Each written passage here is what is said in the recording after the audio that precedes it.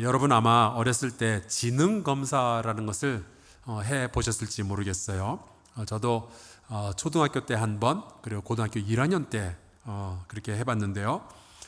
지능검사를 할 때마다 꼭 나오는 문제가 패턴을 발견하는 겁니다. 이를테면 어느 숫자나 어떤 모양들을 이렇게 쭉 늘어놓고 거기에서 보이는 패턴을 발견하라 하는 거죠. 예를 들면은 한번 제가 문제를 내볼까요? 2, 4, 6, 8 그러면 그 다음에 나와야 되는 숫자가 뭘까요? 여러분 아주 명석하십니다. 맞아요. 더 어려운 문제입니다. 삼각형이 나왔어요. 사각형이 나왔어요. 오각형이 나왔습니다. 그 다음에는 몇 각형이 나와야 됩니까? 왜 자신이 없으신가요? 생각하시는 게 맞는 것 같은데 육각형이죠. 이런 것을 패턴을 발견하면 우리는 그 다음에 뭐가 나올지를 예측할 수가 있게 되는 겁니다. 그렇다면 우리가 이러한 능력을 성경을 읽을 때도 사용할 수 있어요. 성경에 보면은 반복되는 이야기들이 상당히 많이 있죠. 예를 들어서 사람이 저질렀던 죄악의 이야기가 상당히 많이 반복이 됩니다. 창세기만 봐도요, 아담과 하와의 죄가 있었고 가인의 죄가 있었고 바벨탑을 쌓았던 사람들의 죄가 있죠. 사람만 나오면은 죄의 이야기가 어디선가 따라 나오는 거예요. 그러면은 우리가 이러한 반복되는 패턴을 보면서 사람은 죄인이구나 하는 것을 알게 됩니다. 그리고 충분히 우리가 예측도 할 수 있죠. 우리도 살다 보면은 언젠가는 죄를 짓겠구나 하는 겁니다.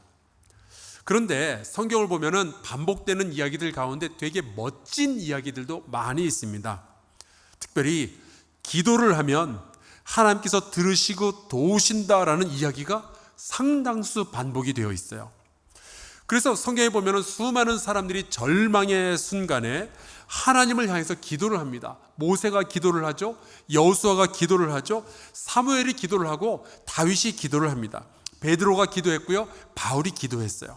그리고 이렇게 기도했던 사람들은 늘 하나님의 도우심을 경험하게 되는 겁니다. 그래서 우리가 성경을 읽다 보면 거룩한 예측을 할 수가 있어요. 우리의 삶이 절망적일 때 내가 기도한다면 하나님이 들으시고 우리에게 도움을 베푸시겠구나 하는 거죠.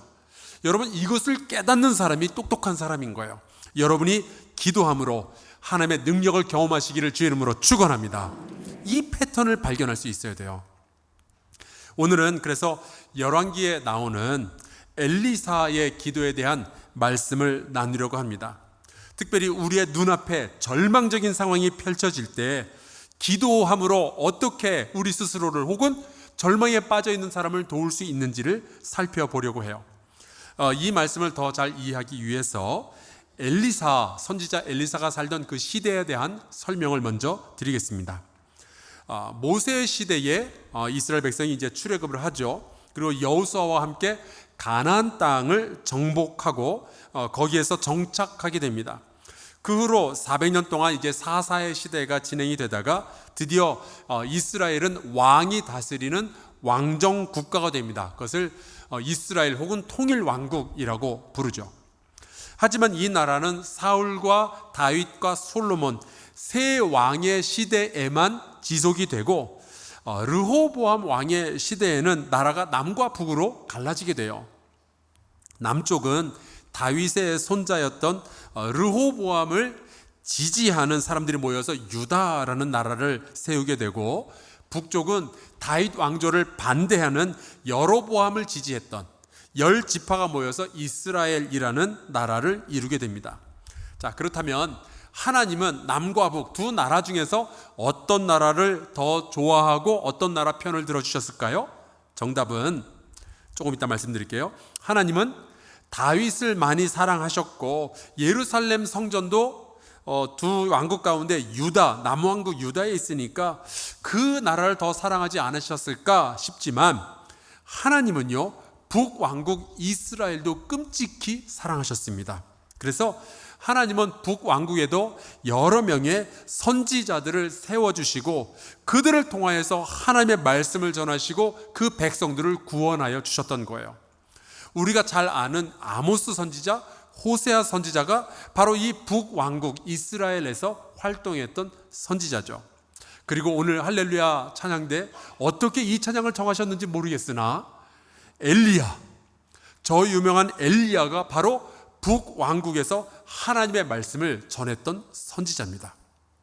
이 북왕국이 아합과 이세벨이라는 아주 악독한 리더들을 만나가지고 영적으로 가장 어둡고 그리고 추한 그런 시절을 지나갈 때 하나님은 그에 반하여서 가장 강력한 영적인 리더 엘리야를 세우셔서 그 나라의 백성을 영적으로 지키게 해주시죠.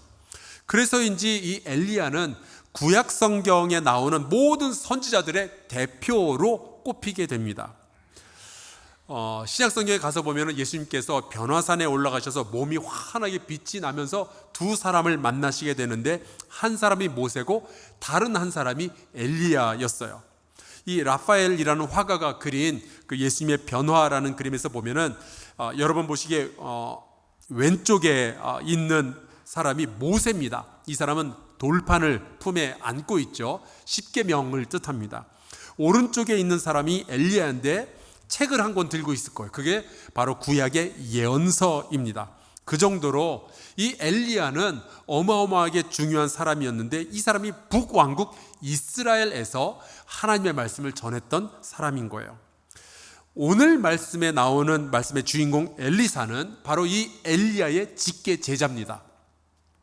우리가 엘리사에 대해서 아는 것이 몇 가지가 있는데 첫째, 이 사람이 북왕국 이스라엘에서 활동했던 선지자고, 둘째, 자기의 스승이었던 엘리야보다 갑절의 영감을 받았던 사람이었고, 셋째, 이 사람은 소를 몰고 농사를 짓던 농사꾼이었는데, 넷째, 이거는 중요한지 안 중요한지는 모르겠는데 엘리사는 머리 숱이 굉장히 적은 사람이었다라고 성경에 기록되어 있어요.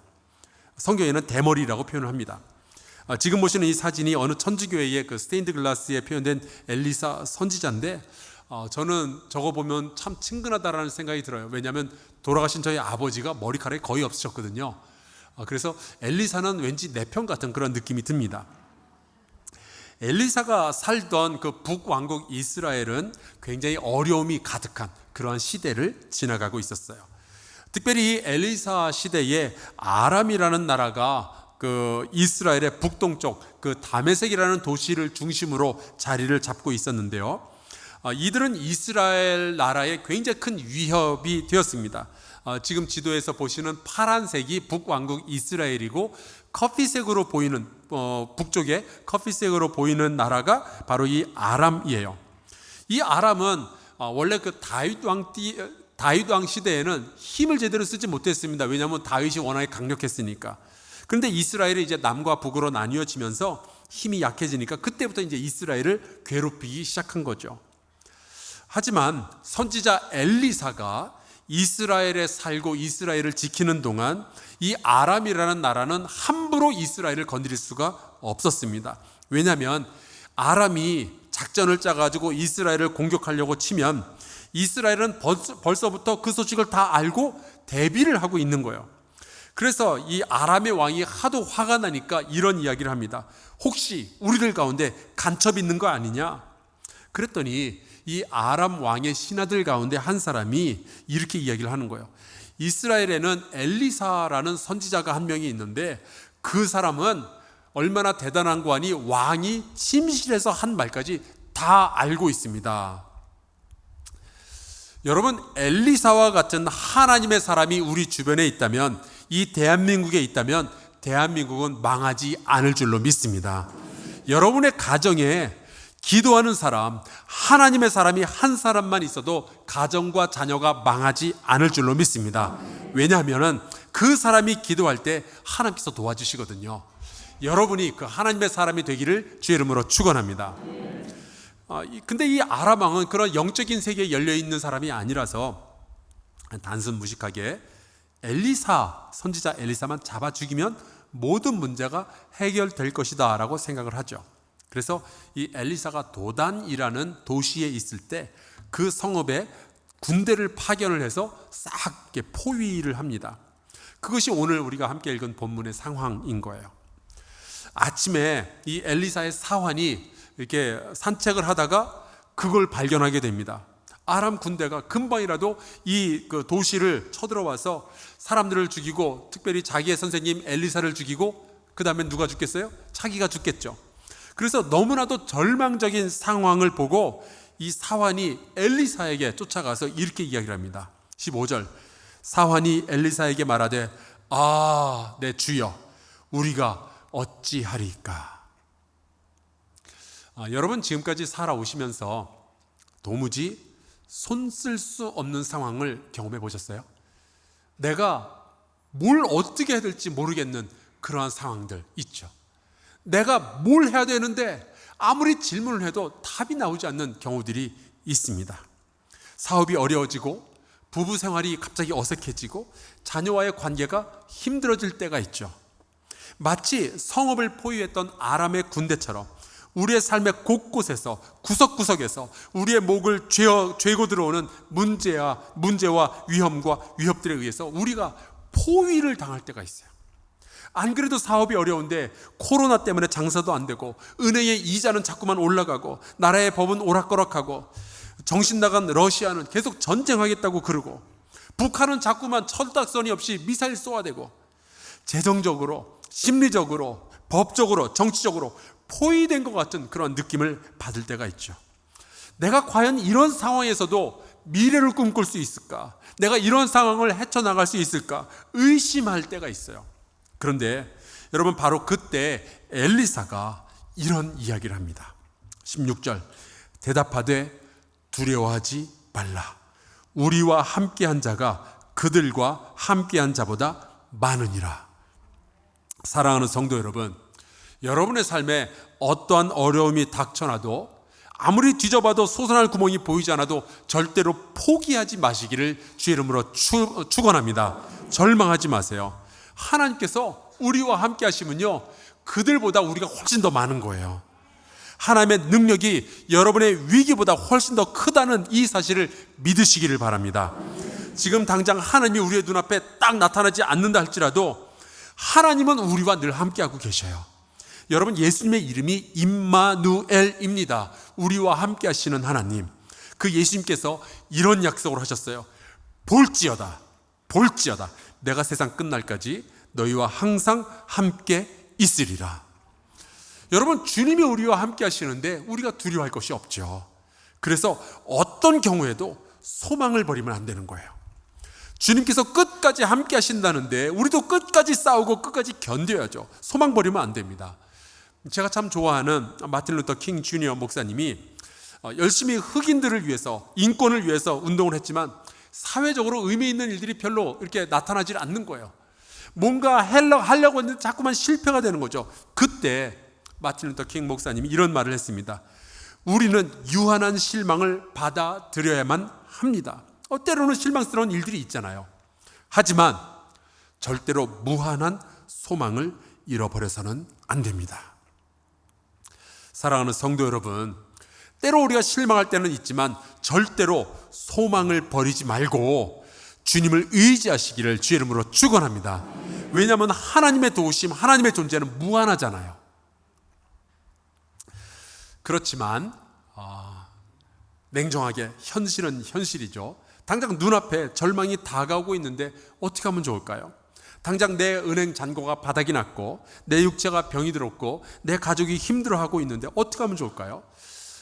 이럴 때 잘못하면 우울증에 걸리는 분들이 꽤 많이 있습니다. 때로는 자기 자신에 대해서, 혹은 가족에 대해서, 혹은 세상에 대해서, 나라에 대해서 분노하는 분들, 특별히 요즘 굉장히 이런 분들이 많아진 것 같아요. 요즘 청년들이 소망이 보이질 않아서 자꾸만 포기한다는 이야기를 합니다. 3포, 3가지 포기한대요. 5포, 5가지 포기한대요. 7포, 7가지 포기한대요. 이제는 그걸 지나서 N포 시대라고 그냥 눈에 보이는 거 다 포기하고 싶다는 거죠. 노력으로 내가 열심히 노력해서 뭔가 이룰 수 없다라고 생각하니까 이제는 주식, 비트코인 이런 데 목숨을 걸기 시작하는 거예요. 돈만 벌면 뭔가 해결되지 않을까. 근데 요즘 그것도 잘 안 되죠. 그러니까 이 젊은이들이 걱정, 염려, 분노로 가득 차기 시작하는 거예요. 근데 여러분의 자녀가 혹은 우리 주변에 있는 젊은이들이 소망을 보지 못할 때 우리 부모 세대들이 기도할 수 있기를 주의 이름으로 축원합니다. 엘리사가 딱 그렇게 한 거예요. 자기의 사환 이 청년이 소망을 보지 못하고 절망 가운데서 절규하고 있을 때 기도했어요. 17절 기도하여 이르되 여호와여 원하건대 그의 눈을 열어서 보게 하옵소서 하니 여호와께서 그 청년의 눈을 여심해 그가 보니 불말과 불병거가 산에 가득하여 엘리사를 둘렀더라. 여러분 이런 걸 두고 영안이 열렸다고 하는 겁니다. 소망이 보이기 시작하는 거예요. 없던 것이 갑자기 보이기 시작하는 것이 아니죠. 원래부터 그 자리에 있었는데 못 보던 것을 이제 보기 시작한 겁니다. 여러분 기도하면 우리 어른들이 기도하면 청년들에게 이런 기적이 일어나게 될 줄로 믿습니다. 어쩌면 우리의 현실 앞에서 자꾸만 좌절하는 이유는 문제가 너무 크고 문제가 너무 많아서가 아니라 하나님이 나와 함께 하신다는 이 사실을 보지 못해서가 아니냔 말이에요. 우리 주님도 답답하니까 제자들에게 이런 말씀을 하신 적이 있어요. 너희가 눈이 있어도 보지 못하며 귀가 있어도 듣지 못하느냐, 또 기억하지 못하느냐. 사랑하는 성도 여러분, 우리가 무엇을 볼 수 있느냐가 우리 인생을 결정할 수 있어요. 2011년에 뉴스가 하나 나왔습니다. 프랑스의 그 패션 모델이었던 이사벨 카로라는 여자가 사망했다는 거예요. 이유는 거식증이었습니다. 음식을 안 먹었어요. 패션의 나라 프랑스에서 패션 모델을 했으니 이 사람이 얼마나 아름다운 사람이었겠어요. 여러분 가운데 혹시 지금까지 살아오면서 당신 패션 모델 아니냐는 소리 들어보신 분 있으면 한번 손 들어보시겠습니까?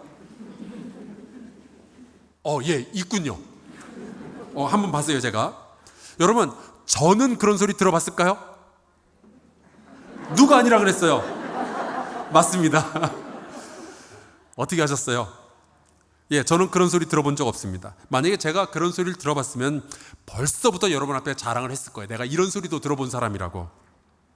근데 여러분, 이 여자는요, 패션 모델로 일을 하면서 그럼에도 불구하고 자기의 아름다운 모습을 보질 못했어요. 오히려 자기가 너무 뚱뚱해서 사람들이 싫어할까봐 노심초사하고 자기가 너무 뚱뚱해서 못생겼다는 거예요. 그래서 이 여자가 더 아름다워지기 위해서 극단적인 다이어트를 하면서 살을 뺐는데 정말 해골처럼 보이는데도 그걸로 만족할 수가 없는 거예요. 결국 누구보다 아름다운 몸과 얼굴을 가지고 있는데도 그거를 보지 못하고 음식을 거부하다가 영양실조로 죽게 됩니다. 여러분, 무엇을 볼 수 있느냐, 무엇을 보지 못하느냐, 이것이 우리 인생을 결정할 수 있는 거예요. 우리 양옆으로 축복의 인사를 나누겠습니다. 당신은 아름답습니다.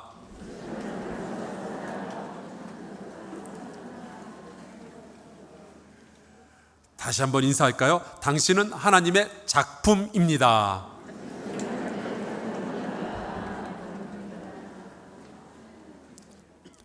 여러분, 봐야 할 것을 보지 못하는 것이 우리 시대의 비극이에요. 자기의 남편이 얼마나 멋진 사람인지, 자기의 아내가 얼마나 아름다운 사람인지 보지 못하는 부부들이 점점 늘어나고 있어요. 자기의 자녀들이 얼마나 아름답고 소중한 존재인지 보지 못하니까 매일같이 애들을 달달달달 볶는 부모들이 늘어나고 있어요. 부모의 사랑과 부모의 은혜를 보지 못하고 불만과 불평으로 가득 찬 자녀들이 점점 숫자가 늘어나고 있죠. 우리나라가 분명히 20년 전, 10년 전에 비해서 지금 훨씬 더 잘 살게 되었는데 사람들의 불만은 이전보다 더 커지고 감사가 사라지고 있어요. 기쁨이 사라지고 있어요. 왜일까요? 봐야 할 것을 보지 못하기 때문에 그렇습니다. 이런 사람들을 향해서 에스겔서 12장 2절에 하나님이 이렇게 말씀하셨어요. 인자야, 내가 반역하는 족속 중에 거주하는도다. 그들은 볼 눈이 있어도 보지 아니하고 들을 귀가 있어도 듣지 아니하니 그들은 반역하는 족속입니다. 여러분, 우리가 봐야만 할 것을 보지 못하면요, 우리가 절망에만 빠지는 것이 아니라 하나님을 거역하고 반역하는 무리 가운데로 들어갈 수가 있는 거예요. 엘리사의 사환이 절망의 순간에 정말로 필요했던 것은 하나님이 나와 우리와 함께하고 계신다는 것을 보는 눈이었습니다. 그리고 엘리사가 기도하는 순간 그의 눈이 뜨이게 되죠. 여러분도 여러분의 자녀와 우리의 다음 세대도 기도를 통해서 하나님이 함께하고 계신다는 것을 보는 영안이 열리기를 주의 이름으로 축원합니다. 특별히 절망 가운데 있는 분들, 한숨 짓는 분들, 하나님의 불말과 불병거를 보는 역사가 있게 되기를 주의 이름으로 축원합니다. 영안이 열려지기 위해서 기도해야 됩니다. 여러분, 야곱이 형을 피해서 도망치다가 절망 가운데서 지쳐 잠이 들었는데요, 꿈에 하나님의 천사가 자기와 하나님 사이를 오르락내리락하는 것을 보게 되죠. 그때부터 이 사람은 여기에도 하나님이 함께 가고 계신다는 것을 알게 되는 거예요. 그날 이후로 이 야곱은요, 절망의 사람이 아니라 소망의 사람으로 변화됩니다. 여러분, 무엇을 볼 수 있는가가 우리의 인생을 결정하게 돼요. 특별히 여러분이 하나님의 말씀을 읽을 때 하나님의 진리와 지혜와 사랑을 그 말씀 가운데서 볼 수 있게 되기를 축복합니다. 시편 119편에 이런 기도가 나와요. 내 눈을 열어서 주의 율법에서 놀라운 것을 보게 하소서. 혹시 여러분 가운데 성경만 펴면은 졸려온 분들이 계십니까? 기도하시기를 주의 이름으로 축원합니다. 말씀을 보아도 아무런 감동도 없고 아무런 생각이 나지 않는 분들 계신다면 기도하시기를 바랍니다. 하나님, 이 말씀 속에서 나와 우리 가정을 둘러싼 불말과 불병거를 보게 하여 주시옵소서. 여러분, 말씀 속에서 주님의 능력을 발견하지 못한다면요, 우리의 삶 속에서는 어떻게 주님을 보겠냔 말이에요. 주님께서 여러분의 눈을 열어주시고 말씀 속에서 기쁨과 감사와 감동의 메시지를 보여주시기를 축원합니다. 이 사환이 드디어 엘리사의 기도 덕분에 눈이 뜨인 거예요.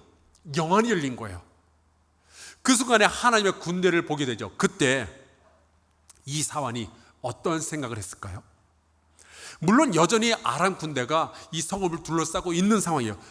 이 위협, 이 위기는 사라지지 않았어요. 하지만 사환은 더 이상 걱정하지 않게 되었을 겁니다. 왜냐하면 하나님의 능력이 자기를 둘러싸고 있다는 것을 알게 되었으니까요. 그것을 봤으니까요.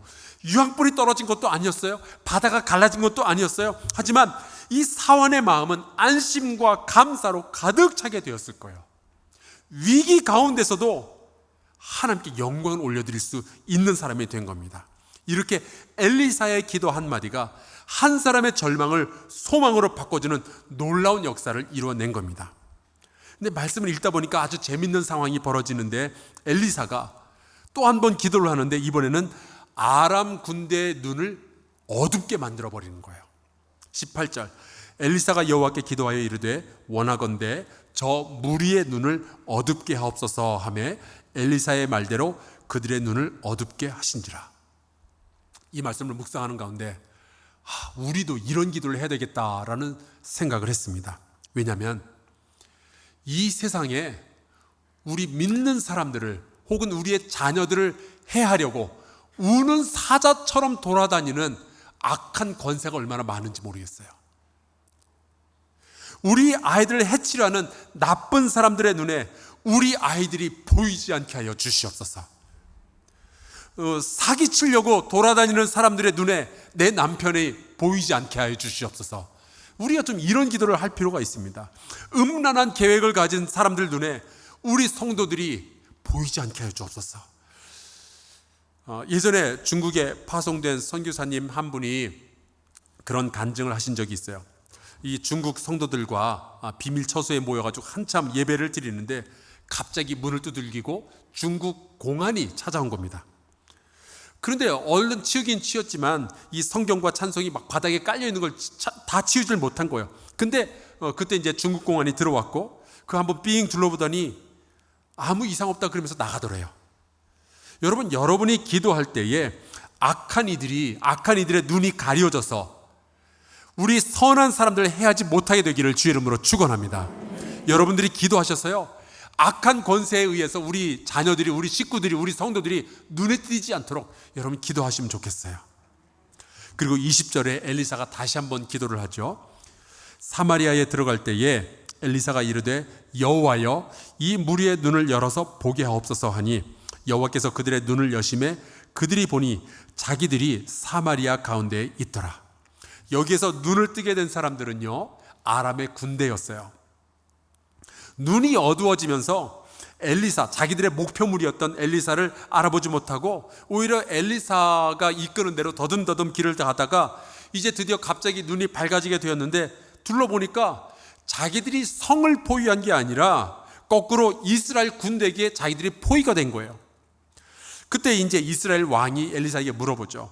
내 아버지여, 내가 치리이까? 내가 치리이까? 우리에게 포위당한 이 아람 군대를 우리가 싹 쓸어버릴까요? 그럴 수 있었어요. 아마 치자고 마음만 먹으면은 그날 이 아람의 군대는 몰살을 당했을 겁니다. 하지만 엘리사는 자기를 죽이러 왔던 이 아람 군대를 공격한 것이 아니라 그들을 환대하고 먹을 것을 준 뒤에 다시 아람으로 돌려보내죠. 제가 이 말씀을 읽으면서 깨닫는 것은 여러분, 두려움에 빠진 사람, 절망에 빠진 사람들은 자꾸만 분노와 복수를 꿈꾸지만 여러분, 하나님의 능력으로 담대한 사람들, 하나님의 도우심을 인정하고 믿는 사람들, 소망으로 가득 찬 사람들은 사랑과 용서를 자꾸만 꿈꾸게 되는 거예요. 여러분, 이날 아람 군대가 무엇을 보았겠습니까? 하나님의 사람을 죽이려고 왔다가 오히려 자기들이 포위를 당했지만 그 하나님의 사람을 통해서 생명의 구원을 받은 그날 아람 군대는 무엇을 보았을까요?